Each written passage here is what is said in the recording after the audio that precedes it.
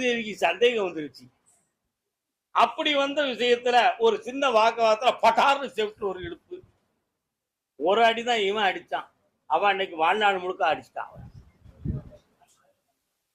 இப்படி தொடர்ந்து போய்கிட்டு இருந்தா இவன் நம்மளை சுதந்திரமா வாழ விட மாட்டான். ஆனாலும் இவனுக்கு நமக்கு செட் ஆகாது. ஏதோ ஒரு சின்ன தடுமாற்றத்துல கல்யாணத்தை முடிச்சிட்டோம், கொஞ்ச நாள் போய் இருந்துட்டோம்.